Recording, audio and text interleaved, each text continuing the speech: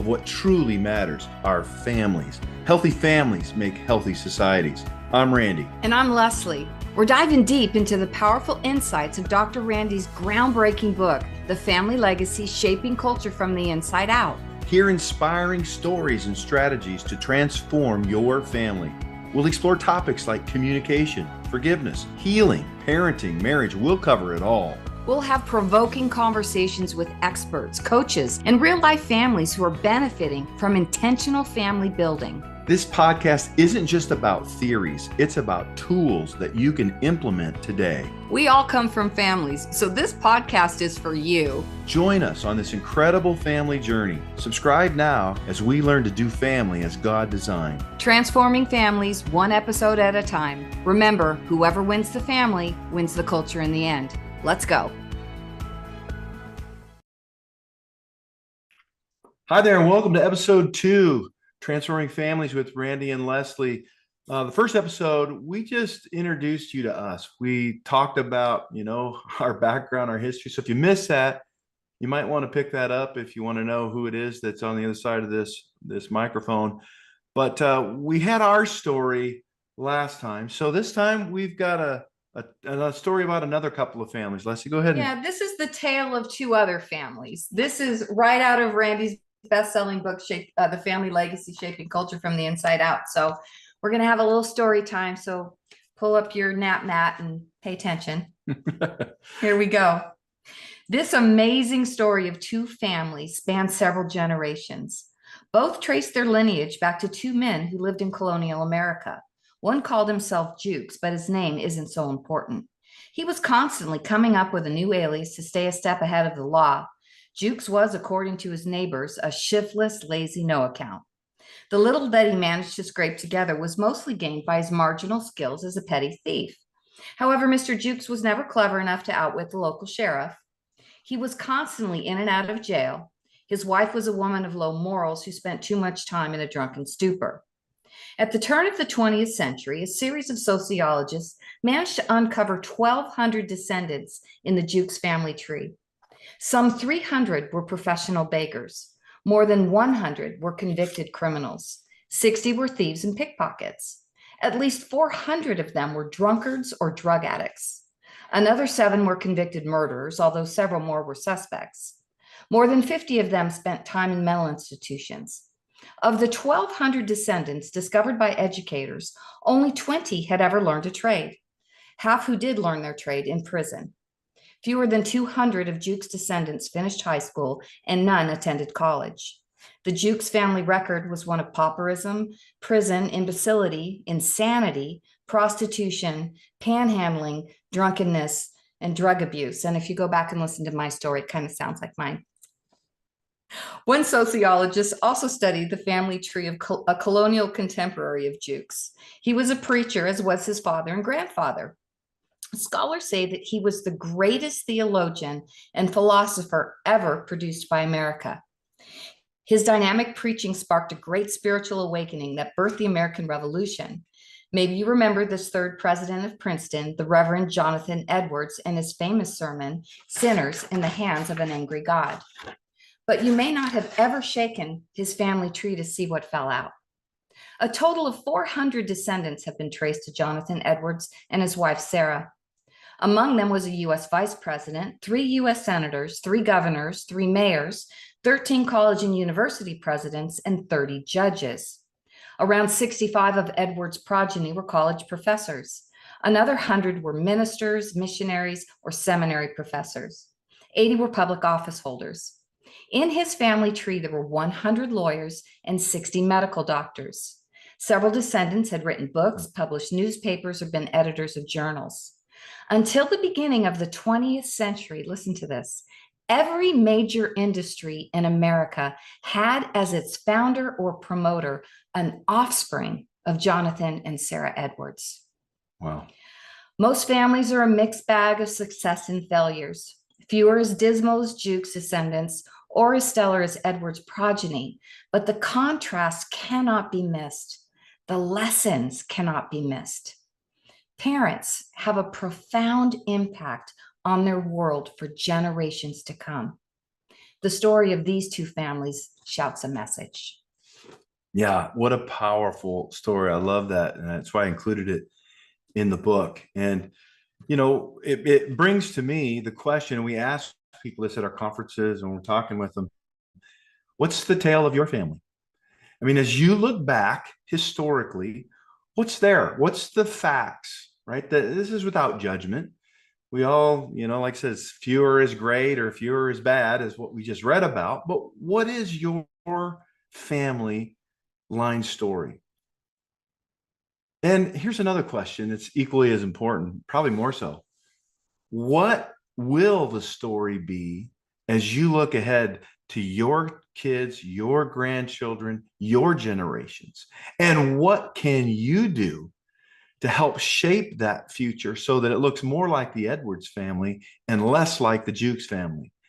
And if there's any message, I think, Leslie, that shouts out of that is that parents' choices matter. Mm-hmm. What we do and don't do while we are parents matters.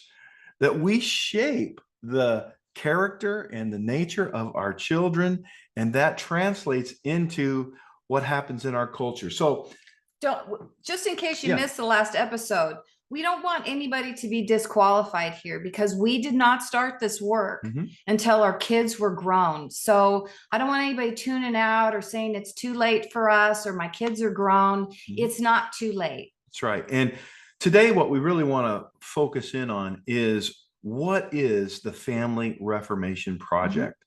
The Family Reformation Project is a global movement to restore the family to God's design. Yeah, we believe that everyone longs for a healthy family. And as we start doing family the way God designed, all of culture is transformed because culture flows downstream from family. Yeah, and heaven is revealed when we do family God's way.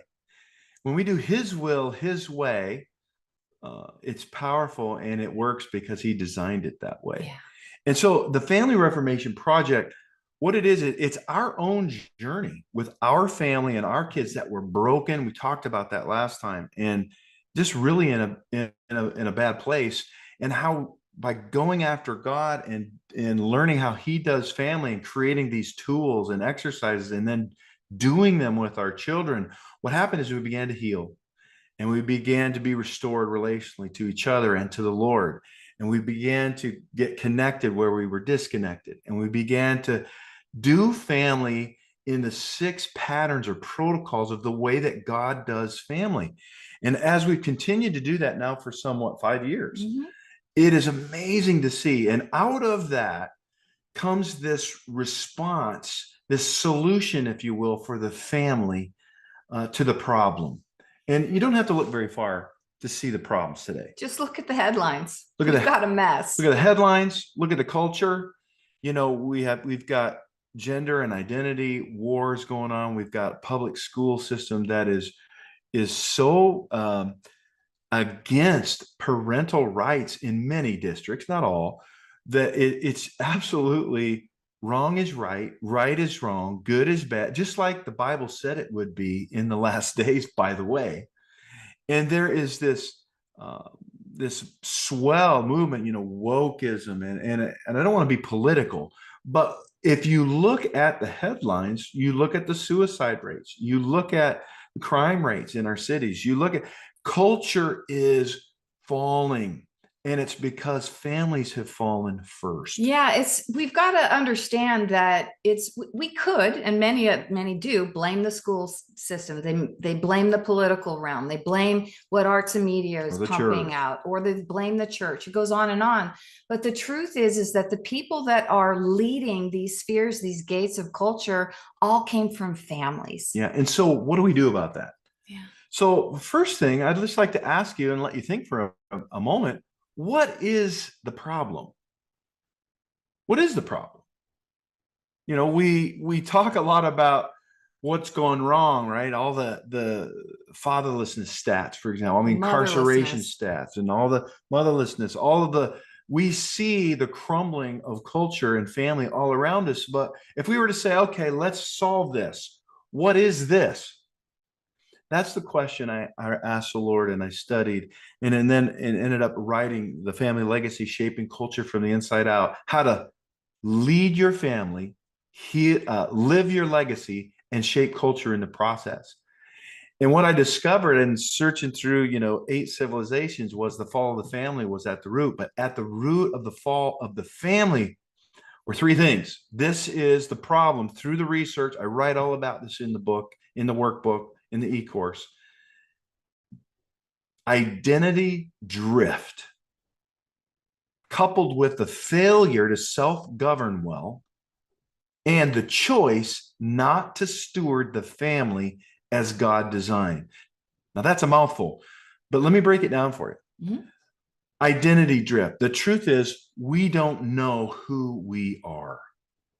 Go ahead and talk about that for a moment. Well, if you think about a boat and an anchor that's down under the water, and it starts to drift, the anchor starts to loosen up, and it's not a sudden shift, but slowly that ship starts, going away. Its anchors come loose.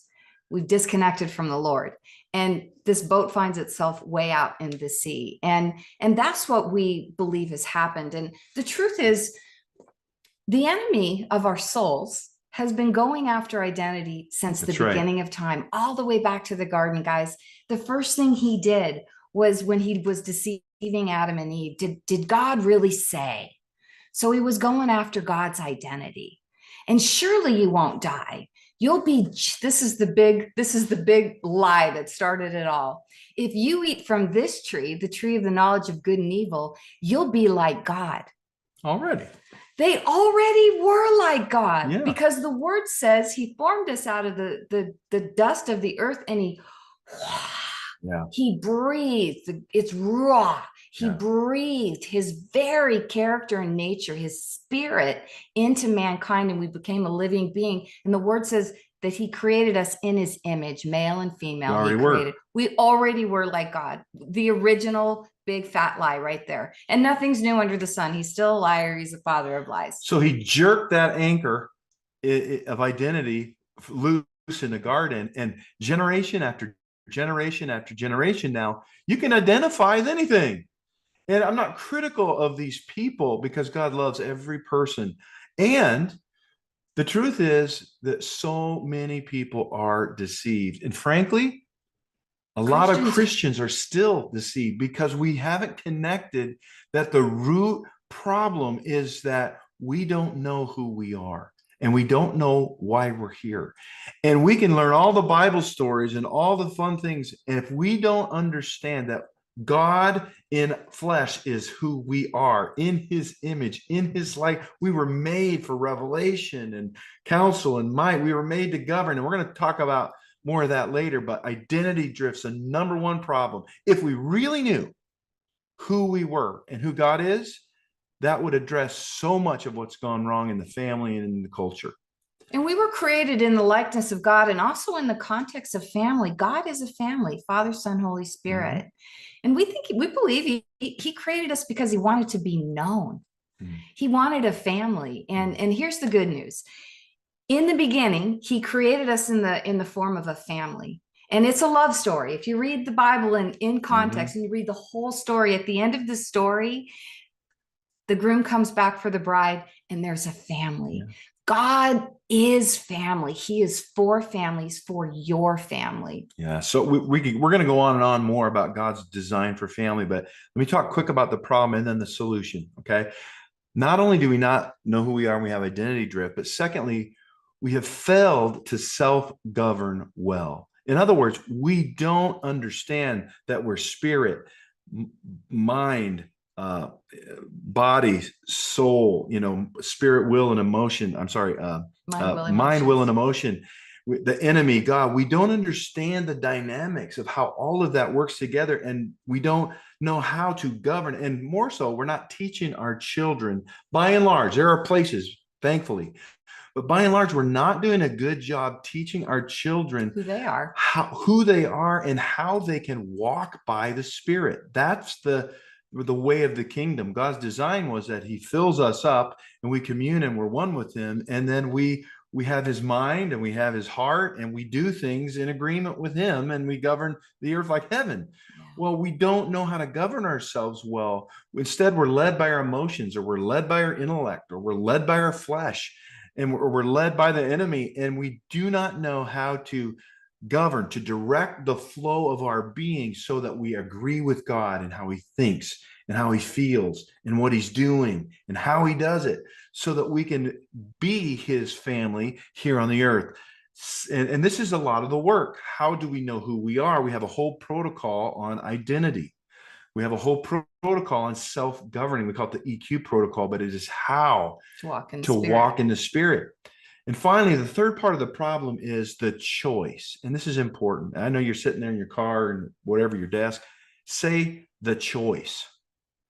The choice to not steward the family as God designed. Listen, you say, well, I didn't choose that. Well, either knowingly or unknowingly, if we have a problem in our families, it's because we're choosing not to do family God's way. God designed the family with a very clear design. I write about it in the book. And that's the heart of the FRP. The core is the book, The Family Legacy, the workbook, which is all of the exercises, 60 plus from the book, and the material laid out step by step how to actually do the exercises with your family. Mm-hmm. And then the e-course, which is over 9 hours of video that is each of these exercises with 5 or 10 minutes to help explain exactly what to do or how to do it.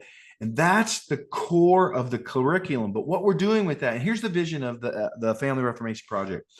We have a vision to place a family coach in every church, every kingdom business, every neighborhood or family, so that there's somebody.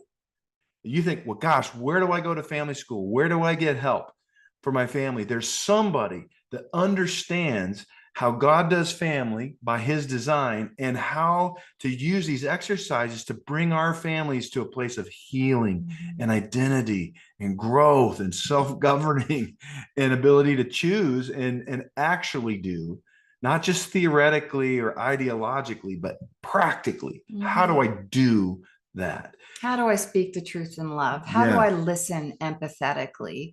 How do I love without hooks? In other words, how do I forgive? Yeah. These are basic, the secular world calls them emotional intelligence. It's actually walking by the Spirit of God. Yeah. And so in the Family Reformation Project, what we've done over these years is not only do this work with our families, but then we begin to do church conferences, and we begin to create classes and curriculum. Now we have the family school. If you go to thefamilyreformationproject.com, you can see the Family Reformation Project. You can see the family school. And then those people who are families are coming through the family school. Some of them are choosing to become certified coaches, certified family coaches that are equipped to coach families and to help them, train them in these exercises so they can restore their families. They do it in small groups in churches or any number of applications. Some businesses, kingdom businesses, are coming on and say, listen, we care about the families of our employees, and we want to help them. And so they serve them with a family coach who knows how to help them in the different kinds of crises that they have. And our vision, really, it's a global movement. I think there's 6 nations right now, and our work's being translated into Russian and into German. And we are really excited about the advance. But really, it's about how do we do family as God designed. Introducing the Family Digital Bundle, a powerful collection designed to transform your family's journey towards healing, growth, and thriving. At the heart of this bundle is the best-selling book and workbook, The Family Legacy, Shaping Culture from the Inside Out, written by Dr. Randall Bixby. With insightful wisdom and practical advice, these resources offer a roadmap for building a strong family legacy that shapes the culture of generations to come. But that's not all. Our Family Digital Bundle includes an e-course, over 9 hours of how-to videos, equipping you with practical tools and expert guidance to help your family. Imagine your family, a place where love, growth, and connection come together. Isn't it time to build a better family? If not now, when? Invest in your family. Order the Family Digital Bundle today by clicking the link below or visit our website, thefamilyreformationproject.com. Throughout this podcast, we're going to be bringing you tools. And one that we want to deliver to you today is just a simple exercise of listening to prayer. And what that looks like is just pulling out a piece of paper and a writing implement and asking God, write it out, Father, or however you identify with the Godhead. What do you want me to know about my family? And you write your name, Leslie, I want you to know. And you just start writing what you hear, what you see, what you sense. God speaks to us in so many different ways. And so often we think of prayer as we're just asking God to do something. And there's nothing wrong with that. There's all different kinds of prayer, but the kind of prayer we're talking about is the prayer of inquiry. Why not ask the one who knows everything? Yeah.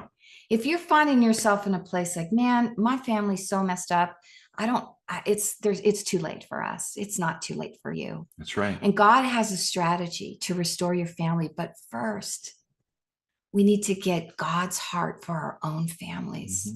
So we really encourage you very soon, take the time, make the choice to get God's heart for your family. And the next steps will become clear. And we're going to help you with that. We are here with you. We care about the individual families all the way across the globe. That's so good. And I want to say this. Some of you right now, you have so much pain or so much, honestly, deception. You think this won't work for my family. My family's too far gone. In fact, some of the excuses or the pushback that we get sometimes is people that are just in a place of, listen, I want to avoid this conflict. That's going to, if I do this with my family, there's going to be such conflict. They wouldn't understand. This is going to, listen, I just want to keep the peace. I'm not doing it. We've had pastors, a number of them, tell us, man, this is exactly what our church needs, but my family is such a mess. I don't want to bring this because it will expose me. Of course, they didn't use that word, but yeah, I mean, and it's no judgment. It's just, it is what it is, guys. But we have a way, we have a path forward. It's worked in our own family. Randy shared this in his story, our story in the first episode. One of our kids was an active Satanist. Like we still have a couple of prodigals out there, but our family has been restored. We have seen the goodness of God this side of heaven in the land of the living. And you can too. I want to say this. I forgot to mention this earlier. The thing that is different, this is not just a Sunday school curriculum. The thing that's different about this is these are crafted experiences that you have with your family that include a wholehearted biblical worldview. This is grounded in the truth. The coach approach to family, which is the way Jesus showed up. He drew out of people what was in them. He caused them to come to a place of having a revelation. And that's what these exercises do. They bring revelation that you actually get to see the thinking that's going on underneath the mess. And then you're given tools to change that thinking, to agree with God and be free, be healed, be restored, right? Not only that, but the experiential nature of these exercises is the very training ground for how we train our kids and our grandkids, our generations. It's just one of the biggest things we've done wrong. And I did it wrong for years and years and years. Is I just thought I send the kids to Sunday school to hear about God. We'll be in church every Sunday and Wednesday. They'll hear about God. Even I was a minister and I did a little more than that at times. But the truth was that wasn't near enough, not even for them, let alone equipping them to disciple their children, my grandchildren. We believe that true legacy is passing on the character and nature of God. There's the big buildings and the bridges and stuff that we attach our names to, and we call that legacy. But that's just the fruit.